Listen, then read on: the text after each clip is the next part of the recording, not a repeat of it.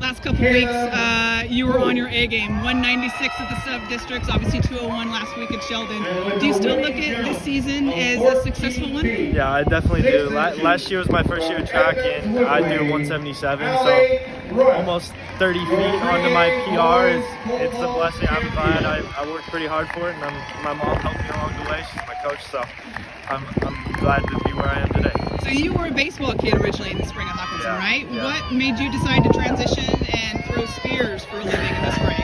So my grandpa, he was an Olympic track starter, and so track was he was in our family. My mom threw at WSU, and so I knew that if I did track, she would be my coach, and it would be pretty cool. And baseball, it was fun, but I thought that since middle school I was first in the nation with a throw at 201. I thought maybe I could carry that over to high school. I know you're committed to Whitworth for football. Are we going to see you on the track as well at Whitworth? Yeah, I think so. I'm committed for track as well. I talked to the coach and everything, so that should be a go.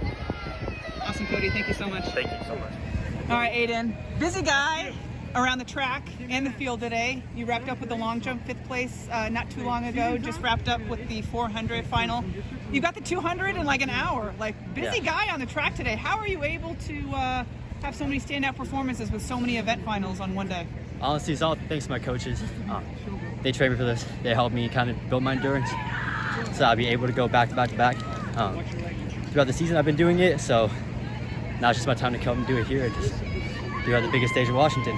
How much fun are you having though with so much going on? Busy guy right now. It's a blast. I'm excited that all my teammates are here. They're cheering me on, and a lot of them are competing as well. It's just a blast overall. It's a great experience, and I'm thankful that I was able to make it this year. So you got what, about 45 minutes to an hour between the 400 and the 200. Like, how do you stay fresh? Assuming trying to stay off your feet as much as possible. Yeah. Like, what is going to be the tactic for the next hour? I'm about to go lay down for like 10 minutes and then drink water, stay hydrated, and just stretch and get ready for the next race. Mentally, I mean, even physically too. Just how do you stay emotionally in the moment with so many events going on?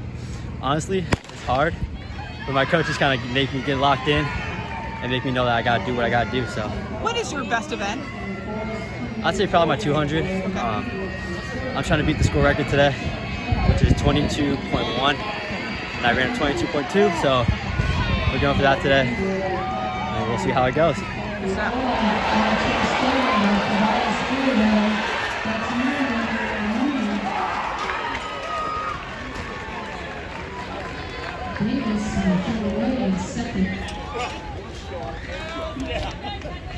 We need the Richland coach to go to the timing tent. So Richland coach, please go to the timing tent.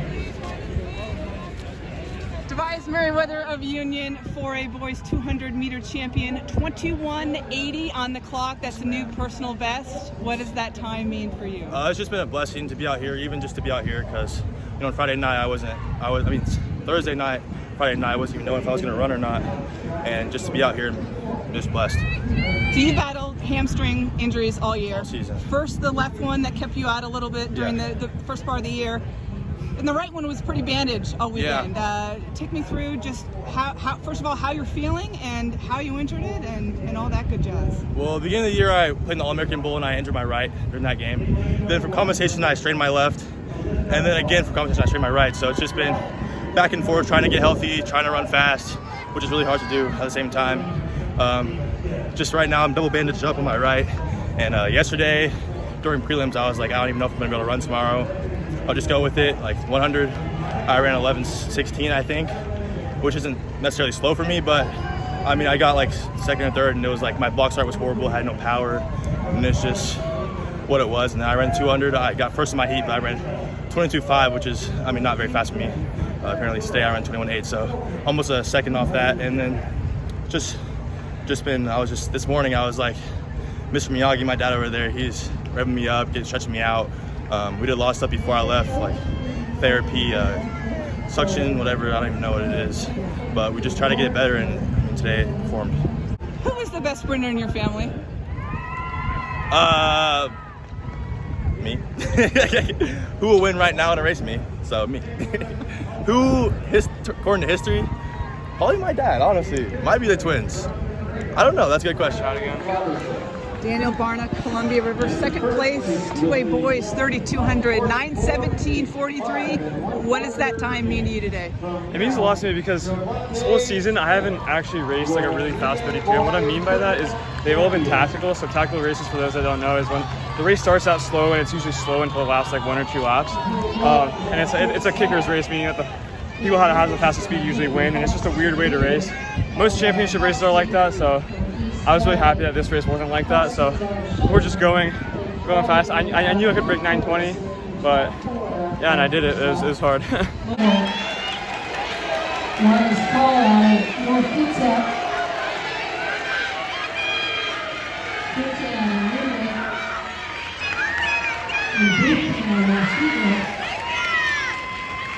All right, Jamie. First off, second place in the 2A girls, 800, 2:15:01 on the clock. What are your thoughts on that time in today's performance? I'm really proud of myself for PRing personally because I didn't think that I would be able to since I had just run yesterday, but I think like some of the girls in the race, they just really pushed me, and I like having that pressure because it really it pushes me farther than my own self could. So race strategy, you took the lead out of the gate and held it for about a lap and a quarter. Was that your strategy for today? Yeah, I just kind of like yesterday, I kind of held back and intentionally let somebody go in front of me, but I thought I should probably go out stronger, and that would help like me, myself, and other people get faster times if I can get out of the gate as fast as I can.